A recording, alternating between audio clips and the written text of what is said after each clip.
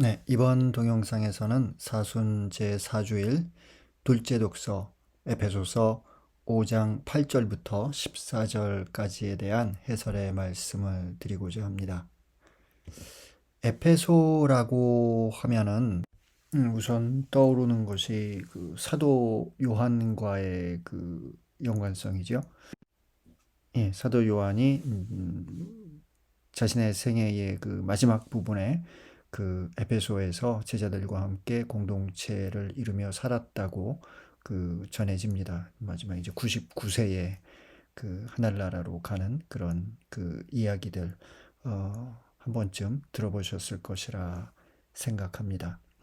예, 에페소 공동체의 지리적 위치에 관해서는 한번 그 성서 지도를 통해서 확인해 보시기 바라고요.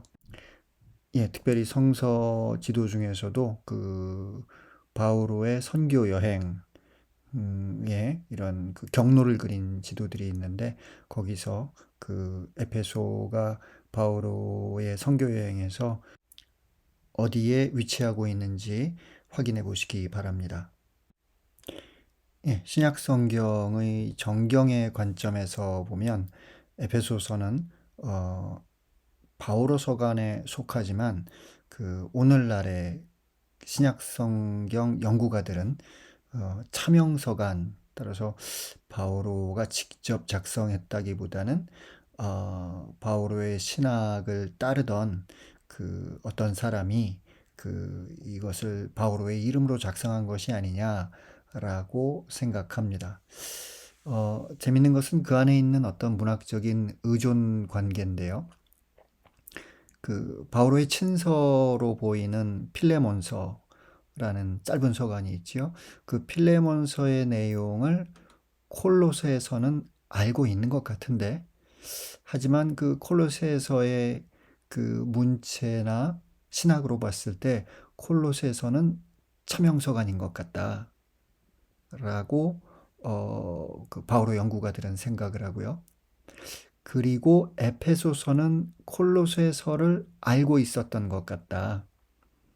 네, 예, 그런데 이제 에페소서의 저자가 콜로새서를 그 바오로의 그 친서로 알고 있었는지 아니면은 이미 차명서간이라는 것을 알고 있었는지 거기에 대해서는 잘 모르겠지만 하지만 콜로새서를 알고 있었고 콜로새서와 여러 가지 것들을 그 공유하고 있다라는 이런 그 문학적 관찰이 가능합니다. 하지만 그럼에도 불구하고 예, 이미 그 차명서간의 내용을 많이 차용해 왔다는 점에서 그리고 에페소서의 어떤 문체 아니면 신학 이런 것들이 우리들이 로마서라든지 고린도 전후서에서 그 알 수 있었던 그런 바오로의 문체 그리고 신학에서는 조금 벗어나기에 에페소서 역시 차명서간이라고 생각하는 것이 오늘날 일반적인 연구의 경향입니다. 예, 에페소서의 구조에 관해서 본다면은 1장 1절부터 2절의 그 짧은 인사 그리고 그 뒤따르는 이제 서간의 몸통이겠죠. 몸통의 첫째 부분은 1장 3절부터 3장 21절 이 부분에선 주로 어떤 교리적 가르침을 우리가 만날 수가 있고요. 그리고 몸통의 둘째 부분에서는 4장 1절부터 6장 9절 이 부분은 윤리적 권고라고 저는 이름 붙이겠습니다. 그리고 이 몸통 부분이 지나고 나서 이제 마무리하면서 6장 10절부터 17절은 서간의 종결 권고라고 우리가 이름 붙일 수 있고요. 그리고 마지막 6장 18절부터 24절은 서간의 그 마무리 인사라고 우리가 그 생각할 수 있겠습니다. 예, 오늘의 독서는 이제 4장 1절부터 6장 9절 윤리적 권고라는 그런 문맥 안에 그 위치하고 있습니다. 조금 더 4장 1절부터 6절 9절을 자세하게 들여다본다면 예, 다음과 같은 어떤 그 상하 대칭적 구조를 우리가 볼 수 있는데요. 4장 1절부터 16절은 교회에 대한 권고, 4장 17절부터 32절은 옛 삶과 새 삶이라는 주제, 그리고 5장 1절부터 2절은 윤리적 대원칙, 그리고 다시 5장 3절부터 20절은 옛 삶과 새 삶이라는 주제로 되돌아오고요. 그리고 5장 21절부터 6장 9절은 가정에 대한 권고로 구성되어 있다고 보겠습니다. 따라서 이 슬라이드에서 보시는 바와 같이 조금은 상하 대칭적인 구조고, 그 가장 중심에는 그 서간의 저자가 그 독자들에게 얘기하고 싶은 바, 그죠? 하나의 그 윤리적, 우리가 도대체 우리 그 주변과 어떻게 관계를 맺으면서 살아야 할 것인가라는 윤리적 그 질문에 대해서 서간의 저자가 제시하는 커다란 원칙이 가장 중심 부분에 위치하고 있다라고 우리가 전체적인 그런 문학적 구조를 알아들을 수 있겠습니다. 예, 오늘의 독서는 5장 8절부터 14절입니다. 그러니까 옛 삶과 새 삶에 대해서 저자가 기술하는 그런 5장 3절부터 20절의 한 부분입니다. 에베소서의 그 저자는 하느님과 그리스도를 본받아 사랑 안에서 살아가야 합니다. 라는 윤리적 대원칙을 5장 1절 그리고 2절에 걸쳐서 제시합니다. 그리고 뒤따르는 3절부터 5절에서 앞서 언급한 윤리적 대원칙 아래서 무엇보다도 그리스도인들이 하지 말아야 할 일들을 열거합니다. 그리고 6절부터 7절에서는 그리스도인들이 또 피해야 할 그런 그 사람들에 관해서 언급합니다. 그리고 이제 오늘의 독서가 시작되는데요. 먼저 5장 8절부터 14절 함께 읽어보겠습니다. 여러분은 한때 어둠이었지만 지금은 주님 안에 있는 빛입니다. 빛의 자녀답게 살아가십시오. 빛의 열매는 모든 선과 의로움과 진실입니다. 무엇이 주님 마음에 드는 것인지 가려내십시오. 열매를 맺지 못하는 어둠의 일에 가담하지 말고 오히려 그것을 밖으로 드러내십시오. 사실 그들이 은밀히 저지르는 일들은 말하기조차 부끄러운 것입니다. 밖으로 드러나는 것은 모두 빛으로 밝혀집니다. 밝혀진 것은 모두 빛입니다. 그래서 이런 말씀이 있습니다. 잠자는 사람아 깨어나라. 죽은 이들 가운데에서 일어나라. 그리스도께서 너를 비추어 주시리라.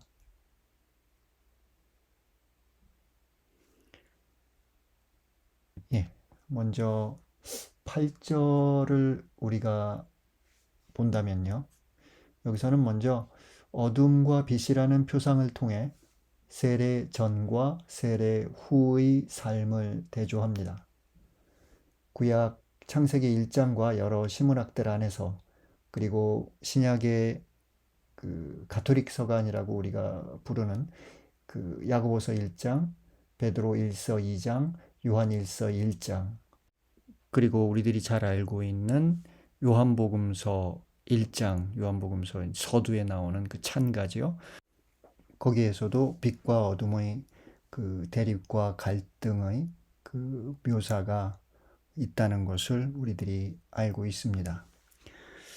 그리스도교 문헌은 아니지만 사회문헌 중에서도 이제 그 꿈남 문헌과 그리고 낙 하마디 등에서 이제 발견된 영지주의 문학에서도 그 빛과 어둠의 그 대립 그리고 갈등, 이런 그 주제는 그 예수 시기를 전후해서 그런 고대 근동에서 널리 사용되던 문학적 표상이었습니다. 뒤따르는 구절은 빛을 그 선과 의로움 그리고 진실과 연결시킵니다. 여기서 선 그리고 의로움 그리고 진실은 유다 세계뿐 아니라 그리스 로마 세계에서 큰 가치를 두는 덕목입니다. 예, 제가 잘난 척 하느라고 요 슬라이드에 그 각각의 우리말 단어와 함께 영어 번역본에서 사용된 단어들을 적어 두었습니다. 선함, 그럼 goodness가 되겠지요. 그리고 의로움, righteousness, 그리고 진실함, truth. 예, 모두가 어떤 유다 전통 안에서 또 그 그리스 로마의 어떤 그 세계 안에서 그 그리스 로마의 어떤 철학자들이라든지 사상가들이 높은 가치를 두었던 덕목입니다. 그런데 이제 구절은 그 덕목들과 빛을 연결시키는 거죠. 그 덕목들은 궁극의 것들이 아니라 빛의 열매입니다. 그러므로 빛이 있다면 그 덕목들은 자연스럽게 성취되는 하나의 결과물입니다. 10절. 주님의 마음에 드는 것과 그렇지 않은 것에 대한 분별이 여기서 요청됩니다. 가련이십시오라는 그 우리말에 해당하는 그리스어 동사는 도키마조라는 동사이고요. 개념으로 본다면 분별, 영어에서 이제 discernment라고 하죠. 오늘날의 우리 그 가톨릭 신학 안에 있는 영성 신학에서 굉장히 중요하게 생각하는 그런 개념입니다. 서간의 저자는 바로 그 분별을 요청하는데, 물론 이 도키마조라고 여기 사용된 그리스어 동사는 그리스 윤리학적 어감을 담고 있습니다. 그리스 윤리학의 기준에 따른 선과 악에 대한 분별을 저자는 여기서 주님의 마음을 기준으로 재배열하고 있습니다.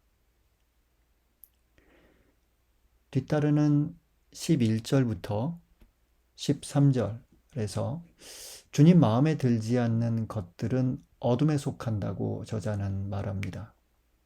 그는 그것들을 모두 밖으로 드러내어 빛으로 그것들이 밝혀져야 한다고 생각합니다. 그렇다면 저자가 생각하는 어둠의 일이란 과연 무엇일까? 앞선 5장 3절부터 5절의 문맥에서 본다면 그것은 불륜, 더러움, 탐욕, 그리고 우상 숭배입니다. 14절. 여기서 저자는 과감하게도 그렇게 밝혀진 것은 빛이라고 선언합니다. 이 구절은 이해하기 까다롭습니다. 아마도 죄 자체가 빛이 되는 것이라고 우리가 이해하기보다는 죄 짓는 옛 삶을 버리고 그리스도인의 새 삶을 선택한 사람이 빛이 되었다는, 빛으로 세상에 드러나게 되었다는 뜻으로 이해할 수 있겠습니다. 그러면서 그 한 가지 인용문이 등장합니다. 잠자는 사람아 깨어나라. 죽은 이들 가운데서 일어나라. 그리스도께서 너를 비추어 주시리라. 이 인용문은 이사야 예언서를 바탕으로 만들어진, 그렇지만 우리에게는 전해지지 않은 초대교회 찬미가의 한 부분일 것입니다. 이사야서 26장 29절, 51장 17절, 52장 1절, 60장 1절을 저희가 참조해 볼 수 있겠습니다. 이 찬미가를 통해 빛의 정체가 드러납니다. 그리스도가 바로 빛이고 그리스도의 빛을 받은 그리스도인들이 또한 빛입니다. 그 빛에 비춰지기 위해 어둠 속에서 잠자던 사람은 깨어나야 하고 죽은 이들 가운데에서 일어나야 합니다. 죽은 이들 가운데에서 일어나야 한다라는 표현은 세례를 통해 다시금 생명을 얻는다는 성사적 표현으로 알아들을 수 있겠습니다. 히브리서 6장 4절, 베드로일서 2장 9절을 참조하시기 바랍니다.